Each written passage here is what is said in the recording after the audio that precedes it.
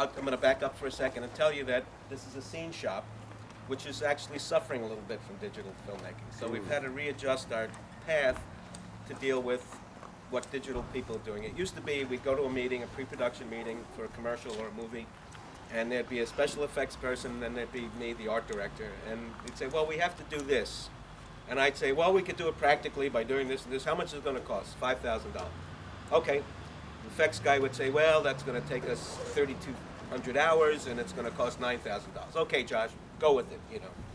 So we built the Great Wall of China for a Subway sandwich commercial up in Sonoma.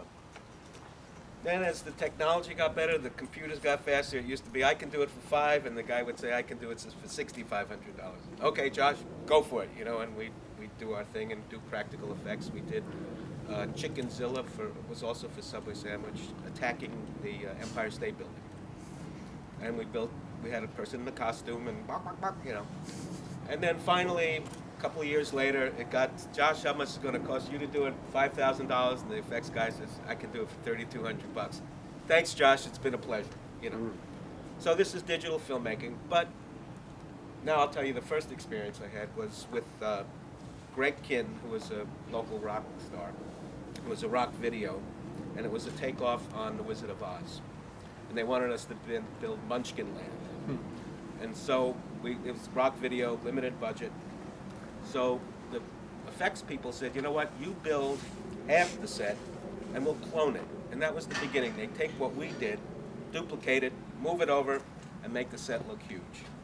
And that was like my first experience. And it was great because we got to do our thing. And then someone took it into a computer and made it even better. You know, we made this much, and then suddenly it's a big set. My mother said, wow, that's fantastic, Josh, you know. Oh, thanks, Mom. So, and now, you know, if you're studying digital filmmaking, you should know what's going on now is pretty incredible, and a man named George Lucas, if he had his way, would not even have actors in his movies anymore. I just read that. You know, which, you know, is whatever, you know. Got rid of his model. Years ago, I went to an exhibit down in LA. It was called Intravision, and they were taking photographs from books, and they were setting up 2 green screens, and they would digitally mat it so that the picture became a 3-dimensional set. And when we got there, they had a guy walking up a ramp in a space outfit, and on the monitor they mat in the moon. And you look at the TV, there's a guy on the moon. Fantastic, you know. But what the actor said was, you know, in order to emote, in order to get really into acting, you have to be on a set, you know.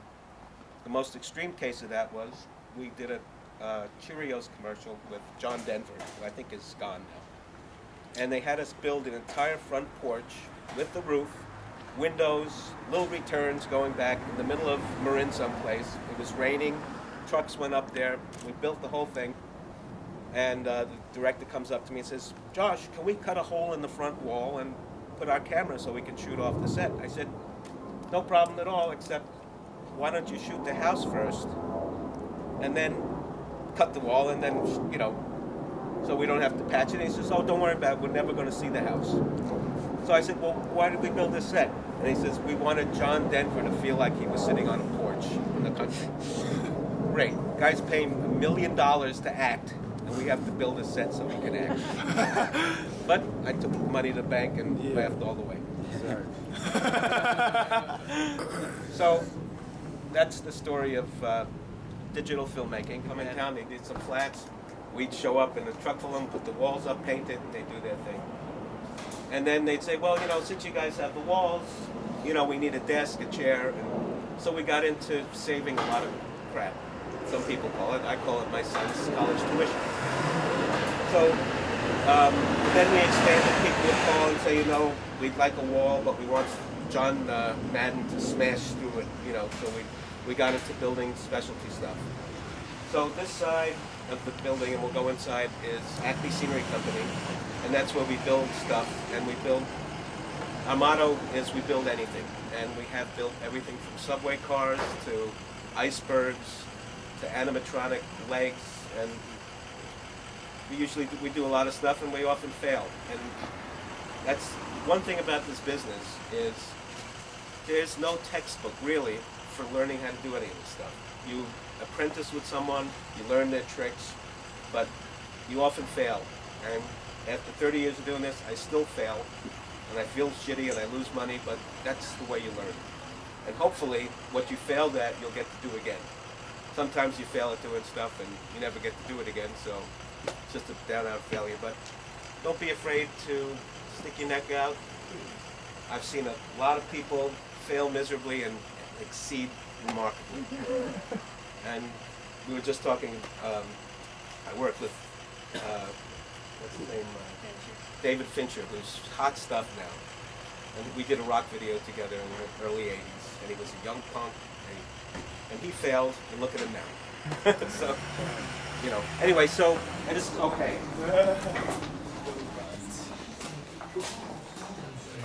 So, and by the way, if you have any questions or comments that you want to make, please do so. So this is basically our scene dock, and these are the elements of sets. These guys are platforms, and these are legs, so if you want to have your set up 16 inches, or if you want to have a second level, or if you want it to appear like it's in a basement, you put your set up there and you have a set of steps going down. Big shows always put their stuff on risers. A lot of this is rock and roll stuff and corporate shows. They want a stage in the middle of the Intercontinental Hotel on the first floor, you know, so people in chairs can see the bigwigs, tell them how their health benefits are getting taken away. These are flats, and flats, I mentioned before, these are the elements if you're making a room and you want walls. These are flats, and these are all plain flats. Next door we have windows and doors, and we also have stuff like this. These are plastic panels, so if you want to have a window, but you don't want to see through the window, because once you see through the window, unless you have a green screen out there, you have to deal with what's outside. And very often what's outside is more complicated than what's inside. All right, and it's painted green so that it'll basically be able to go away. And there's going to be a 350-pound football player on this. And I don't know what the background is. The background is probably going to be green. And the turntable, you're going to want him to go like this real regularly. So he'll stand on this. It's motorized. They'll spin him. And then in post-production, anything that's green goes away. It's a great technique. It used to be that you'd have to build like a floor with the turntable in it and hope that nobody saw that there was a ring in the floor. Famous story about green screen. It was probably blue screen. Jerry Brown, who is governor now, and was governor 25 years ago, did a speech, and it was behind the green screen, blue screen, and his tie was blue. So whatever they matted in the background got matted on his tie. There was a big discussion that was distracted from his message, yada, yada, yada. You'll learn about that. Someone came in the other day and they were panicking because they were doing a shoot on green screen, and they were shooting money. And someone said, well, you know, money is green, the money's going to disappear. You're going to mat out the money. So they came in, they rented some brick walls, and they're going to do the scene in front of a brick wall. So, remember I told you about failure? This is the first mistake you're going to make. You're going to have a big green screen, you're going to have it lit up, and then someone's going to walk in with the green suit. You say, well, see you later. You want a set that looks like someone's been smoking a cigarette in it for 30 years, can't be fresh paint. And that often, you look at low-budget movies, look at the walls, they don't have any texture. They're brightly lit, they're all blue, and it looks like someone's mother just painted it the day before, right? So what we do, and what Jay is really talented at, is taking, we used to get away, you'd build a set and you'd look at it and you'd squint a little bit, because when you squinted, that's what the camera did. And also, because there was depth of field, and if you take still pictures, you know that sometimes the foreground is in focus and the background is out of focus. Great technique if you have a crappy set in the back, you throw it out of focus and it's just shapes and you say, okay, I believe that. Now you watch a show like CSI or any of these shows, everything is in focus, everything is crisp. You see dust, you can see little hairs in people's faces, you know? Makes it more difficult. And in terms of art direction, when you're making something, and remember I said you want it to look a little dirty, you want it to look real, well, there's a fine line, there's a fine balance between high definition, making it look good, and high definition and making it look bad. Not only is it wood grain, but it also has a lighting effect painted in, so it looks like there's it makes it look rounded. Period stuff, there's modern stuff, you never know. Up there we built that fiberglass wrecking ball, and that was for some scene where a wrecking ball hits a porta potty and the walls break open. And very funny. So just come down this way. This is more scenery. So have fun. Don't worry about it.